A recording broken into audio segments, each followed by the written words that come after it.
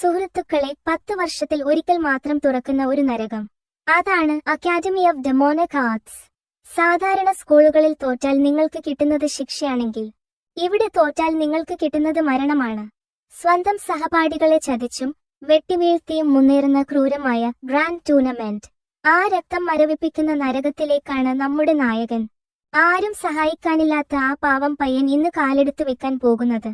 അവൻ അവിടെ പിടിച്ചു നിൽക്കാൻ പറ്റുമോ? നമസ്കാരം സുഹൃത്തുക്കളെ, ഏവരും കാത്തിരുന്ന നാനോ മഷീനിന്റെ ചാപ്റ്റർ 3ലേക്ക് സ്വാഗതം. ഒട്ടും സമയം കളയാതെ നമുക്ക് കഥയിലേക്ക് കടക്കാം. കഥയുടെ തുടക്കത്തിൽ ഡെമോണിക് കാൾട്ടിന്റെ ഉള്ളിലെ രാഷ്ട്രീയം നമ്മൾ അറിഞ്ഞിരിക്കണം. ഈ കാൾട്ട് ഭരിക്കുന്നത് പ്രധാനമായും 6 വലിയ തറവാടുകളാണ്. Sword, stealth, poison, musician, sabre, പിന്നെ ഷാഡോ. ഇവർ തമ്മിൽ പണ്ടേ ഒരു ഉടമ്പടിയുണ്ട്. ഈ 6 തറവാട്ടിലെയും പെൺകുട്ടികളെ കാൾട്ടിന്റെ തലവനായ പേട്രിയാർക്കിന് വിവാഹം ചെയ്തു കൊടുക്കും. ഇവരിൽ ഉണ്ടാകുന്ന മക്കൾക്ക് പിന്നീട് മൈനർ പ്രീസ്റ്റ് എന്ന പദവി കിട്ടും. ഭാവിയിൽ കാൾട്ടിന്റെ തലവനാകാൻ മത്സരിക്കേണ്ടത് ഇവരാണ്. എന്നാൽ നമ്മുടെ നായകൻ ചെയോൺ യോ വൂങ്ങിന്റെ അവസ്ഥ ഇതല്ല. അവൻ ഈ 6 തറവാട്ടിൽ നിന്നുള്ള കുട്ടിയല്ല. ഒരു സാധാരണ വേലക്കാരിക്ക് ഉണ്ടായ മകനാണ് അവൻ. അതുകൊണ്ട് തന്നെ ബാക്കി 6 തറവാട്ടുകാരും ഇവനെ ഒരു ശത്രുവിനെ പോലെയാണ് കാണുന്നത്. ഇവൻ വളർന്നാൽ നമ്മുടെ മക്കൾക്ക് ഭീഷണിയാകും എന്ന് ഭയന്ന് ചെറുപ്പം മുതൽ ഇവനെ കൊല്ലാൻ അവർ ശ്രമിക്കുകയാണ്. ആരും തുണയില്ലാത്ത, എല്ലാവരാലും വെറുക്കപ്പെട്ട ഒരു രാജകുമാരൻ. അതാണ് നമ്മുടെ നായകൻ. സീൻ കട്ട് ചെയ്താൽ നായകൻ തന്റെ മുറിയിൽ ഞെട്ടി എഴുന്നേൽക്കുന്നതാണ് കാണുന്നത്. അവന്റെ തലച്ചോറിനുള്ളിൽ നിന്ന് ഒരു യാന്ത്രിക ശബ്ദം കേൾക്കുന്നു. Serial number 034. Nano machine active. ഇവിടെ രസകരമായ ഒരു കാര്യമുണ്ട്. ആ കാലത്തെ ആളുകൾക്ക് സയൻസ് അറിയില്ലല്ലോ. നാനോ പറഞ്ഞത് മഷീൻ എന്നാണ്. പക്ഷേ നായകൻ കേട്ടത് മാഷിൻ എന്നാണ്. ഈ കാലത്ത് ആരാധിക്കുന്ന ദൈവത്തിന്റെ പേരാണ് മാഷിൻ. എന്റെ ദൈവമേ, സാക്ഷാൽ ദൈവം തന്നെ എന്റെ ഉള്ളിൽ സംസാരിക്കുന്നു എന്ന് കരുതി അവൻ കട്ടിലിൽ നിന്ന് ചാടി എഴുന്നേൽക്കുന്നുണ്ട്. അവൻ ഭയഭക്തി ബഹുമാനത്തോടെ മുട്ടുകുത്താൻ പോകുമ്പോഴാണ് വാതിലിൽ മുട്ട് കേൾക്കുന്നത്. ഡോക്ടർ ബാഗ് പരിശോധിക്കാൻ വരുന്നു. നായകൻ പേടിച്ചു വിറക്കുകയാണ്. എന്റെ ഉള്ളിൽ ദൈവം സംസാരിക്കുന്നത് ഡോക്ടർ അറിയുമോ? അറിഞ്ഞാൽ എനിക്ക് ഭ്രാന്താണെന്ന് കരുതുമോ? അവൻ മനസ്സിൽ നാനോയോട് മിണ്ടാതിരിക്കാൻ അപേക്ഷിക്കുന്നു. ഡോക്ടർ പരിശോധന തുടങ്ങി. നാടിമിടിപ്പ് നോക്കിയ ഡോക്ടറുടെ കണ്ണുകൾ തള്ളിപ്പോയി. കാരണം മരിക്കാൻ കിടന്ന പയ്യൻ ഇപ്പോൾ പൂർണ്ണ ആരോഗ്യവാനാണ്. മാത്രമല്ല അവന്റെ ശരീരത്തിലെ വിഷാംശങ്ങൾ എല്ലാം പോയിരിക്കുന്നു. ഇവിടെ നമ്മൾ ശ്രദ്ധിക്കേണ്ട ഒരു കാര്യമുണ്ട്. ഡോക്ടർ ബാക്ക് വെറും ഒരു വൈദ്യനല്ല. പുള്ളി നല്ല ബുദ്ധിയുള്ള ആളാണ്. അവൻ പുറത്തിറങ്ങി ചിന്തിക്കുന്നുണ്ട്, ഇത് സാധാരണ കാര്യമല്ല. ശരീരത്തിലെ വിഷം മുഴുവൻ പോയിരിക്കുന്നു. ഊർജ്ജം ഒഴുകുന്ന വഴികൾ എല്ലാം തെളിഞ്ഞിരിക്കുന്നു. ഇത് ചെയ്യാൻ സാധിക്കുക ഒന്നുകിൽ അമാനുഷിക ശക്തിയുള്ള ഒരാൾക്ക്, അല്ലെങ്കിൽ കാൾട്ടിലെ ഏറ്റവും വലിയ മാസ്റ്റർക്ക് മാത്രം.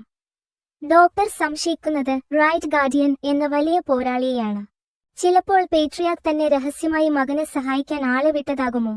ഏതായാലും ഇതിൽ തലയിടാതെ ഇരിക്കുന്നതാണ് ബുദ്ധി എന്ന് കരുതി ഡോക്ടർ സ്ഥലം വിടുന്നു. പാവം ഡോക്ടർ.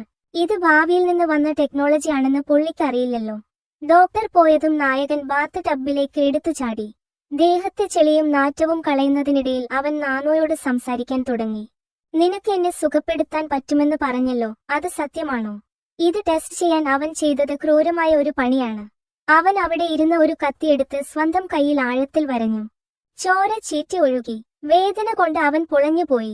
പക്ഷെ അടുത്ത നിമിഷം അത്ഭുതം സംഭവിച്ചു. മുറിവിന് മുകളിലൂടെ ഒരു വെളിച്ചം വരുന്നു. തുന്നിക്കെട്ടുന്നത് പോലെ ആ മുറിവ് കൂടുന്നു. ഒരു പാടുപോലുമില്ലാതെ അത് മാഞ്ഞുപോയി. ഇത് കണ്ട നായകൻ അന്തം വിട്ടുപോയി. ഇത് മാജിക്കാണോ അതോ ദൈവത്തിന്റെ അനുഗ്രഹമാണോ? അവൻ ബാത്ത് ടബിൽ നിന്ന് എഴുന്നേറ്റ് കണ്ണാടിയിൽ നോക്കി. അടുത്ത ഞെട്ടിൽ കാത്തിരിക്കുന്നതേ ഉണ്ടായിരുന്നുള്ളൂ. ഇന്നലെ വരെ മെലിഞ്ഞുണങ്ങിയ ശരീരമായിരുന്നു അവന്റേത്. പക്ഷെ ഇപ്പോൾ സിക്സ് പാക്ക് ഒക്കെ വന്ന് മസിലുകളൊക്കെ പെരുത്ത് ഒരു ഒന്നൊന്നര ലുക്ക്. നാനോ പറഞ്ഞു, ഞാൻ വെറുതെ മസിൽ വെച്ചതല്ല. നിങ്ങളുടെ ശരീരത്തിന്റെ ഘടന തന്നെ ഞാൻ മാറ്റി.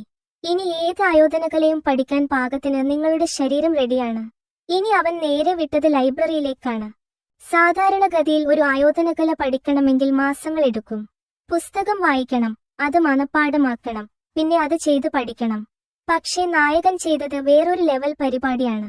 അവൻ പുസ്തകം എടുത്തു. പേജുകൾ ഫട ഫട എന്ന് മറിക്കാൻ തുടങ്ങി. നാനോയുടെ കണ്ണുകൾ ഒരു സ്കാനർ പോലെ പ്രവർത്തിച്ചു.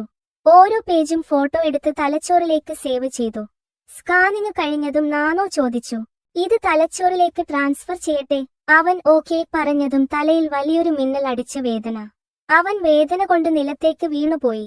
പക്ഷെ എഴുന്നേറ്റപ്പോൾ ആ പുസ്തകത്തിലെ ഓരോ വരിയും ഓരോ രഹസ്യവും അവന് കാണാപ്പാഠം. ഏറ്റവും വലിയ ട്വിസ്റ്റ് എന്താണെന്നാൽ ആ പുസ്തകം എഴുതിയ ആൾക്ക് പറ്റിയ തെറ്റുകൾ വരെ നാനോ തിരുത്തിയിട്ടാണ് പഠിപ്പിച്ചത്. അതായത് ആ പുസ്തകം എഴുതിയ മാസ്റ്ററെക്കാൾ അറിവ് ഇപ്പോൾ നമ്മുടെ നായകനുണ്ട്. അവൻ ചിരിച്ചുകൊണ്ട് പറഞ്ഞു, ഇത് വെച്ച് എനിക്ക് ഈ അക്കാദമി പിടിച്ചെടുക്കാം. പക്ഷേ കാര്യങ്ങൾ അത്ര എളുപ്പമല്ല. സ്റ്റെൽത്ത് സെക്റ്റിന്റെ സങ്കേതത്തിൽ വില്ലനായ മുഖയം ദേഷ്യം കൊണ്ട് വിറക്കുകയാണ്. അവൻ അയച്ച 5 കൊലയാളികൾ തിരിച്ചു വന്നില്ല. അവൻ ദേഷ്യത്തോടെ തന്റെ കീഴുദ്യോഗസ്ഥന്റെ കൈ തല്ലിയൊടിച്ചുകൊണ്ട് ശപഥം ചെയ്യുകയാണ്. ചിയോൻ യോ വൂം, നിന്നെ സഹായിക്കാൻ ആരുണ്ടായാലും ശരി, അക്കാദമിയിൽ വെച്ച് നിന്നെ ഞാൻ പച്ചക്ക് കൊന്നോളാം. സുഹൃത്തുക്കളെ, അടുത്ത എപ്പിസോഡിൽ മരണത്തിന്റെ അക്കാദമി തുറക്കുകയാണ്. നായകന്റെ യഥാർത്ഥ ശക്തി അവിടെ നമ്മൾ കാണാൻ പോകുന്നു. ആ മാസ്റ്റർ സീനുകൾ മിസ് ചെയ്യാതിരിക്കാൻ ഇപ്പോൾ തന്നെ ചാനൽ സബ്സ്ക്രൈബ് ചെയ്യുക. അടുത്ത വീഡിയോയിൽ കാണും വരെ ബൈ.